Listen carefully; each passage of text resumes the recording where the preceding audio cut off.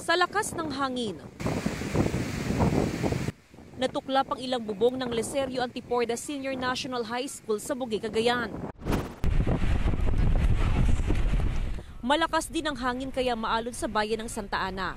Halos 100 pamilya nang inilikas. Maaga namang inilikas ang mga taga-barangay nagtupakan sa bayan ng Pamplona. Nakahanda na ang Kapitolyo, lalo't unti-unti nang lumalapit ang bagyong Marce. As of 4 p.m., itinaas ang Tropical Cyclone Wind Signal number 3 sa hilagang silangan ng mainland Cagayan. Signal number 2 naman sa iba pang lugar sa probinsya. Maghapon na ang ulan. Pinalikas na rin ang mga nakatira sa mga landslide-prone area. 268 barangay ang dati nang tinukoy na mataas ang tsansang bahain at tama ng landslide kung malakas ang ulan. Kabilang dyan ang ilang barangay sa bayan ng Lalo na kagabi pa may pabugso-bugsong ulan. Yung hangin talagang nakakatakot.